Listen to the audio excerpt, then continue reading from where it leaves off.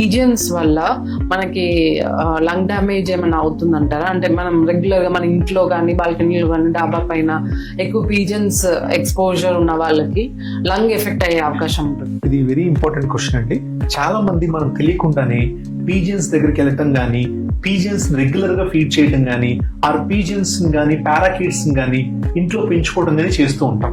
So దీనివల్ల ఏంటంటే ఆ పీజియన్స్ డైరెక్ట్ గా మీకు ఏం ప్రాబ్లం క్రియేట్ చేయకపోయినా వాటి ఫెదర్స్ నుంచి వచ్చే ఎలర్జిక్ ప్రోటీన్ కానీ, ఆర్ వాటి డ్రాపింగ్స్ నుంచి వచ్చే ఎలర్జిక్ ప్రోటీన్, ఫీసెస్ నుంచి వచ్చే ఎలర్జిక్ ప్రోటీన్ కానీ మీకు ఎయిర్ లో మిక్స్ అవుతుంది. సరౌండింగ్ ఎయిర్ లో ఆ సరౌండింగ్ ఎయిర్ లో మిక్స్ అయినప్పుడు మీకు ఆటోమేటిక్ గా ఆ ఎయిర్ అనేది మీరు ఇన్హేల్ చేసినప్పుడు లంగ్ కంటిన్యూస్ ఇరిటేట్ అవుతుంది.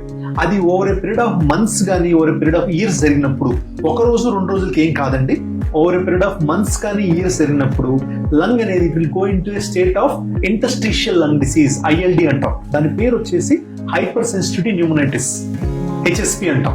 It is a type of ILD, interstitial lung disease. ఈ ILD అనేది ఎట్ టైమ్స్ ప్రోగ్రెస్ కూడా అవ్వచ్చు.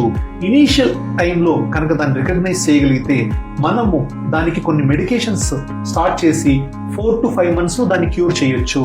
ఇది కనుక ప్రొలాంగ్డ్ గా కంటిన్యూస్ అయిపోయి కరెక్ట్ టైంలో మనం ఐడెంటిఫై చేయలేకపోతే అది ఫైబ్రోసిస్ కూడా కన్వర్ట్ అవ్వచ్చు.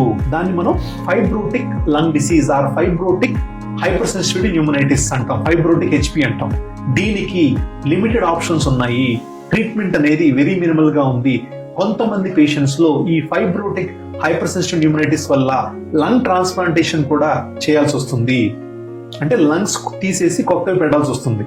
సో అంత డేంజర్ అయ్యే అవకాశం ఉంటుంది.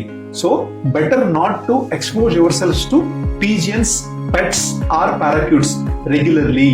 చెప్పినట్టు ఇప్పుడు ఈ ఫైబ్రోసిస్ అవన్నీ ఇమీడియట్ గా వాళ్ళకి ఎఫెక్ట్ కనిపించకపోయినా యాజ్ ఏజ్, ఒక ఏజ్ వచ్చేసరికి వాళ్ళకి కంటిన్యూస్ గా దగ్గడము, తుమ్మడము, ఎలర్జీస్ వస్తుంటాయి. మనమేమో ఏజ్ వల్ల వచ్చింది అనుకుంటాం కానీ బట్ వాళ్ళ బ్యాక్ హిస్టరీ తీస్తే they might have had exposure to pets కానీ ఇట్లాంటి హిస్టరీ ఉండొచ్చు. సో ఇవన్నీ వాళ్ళు కేర్ తీసుకుంటే బెటర్.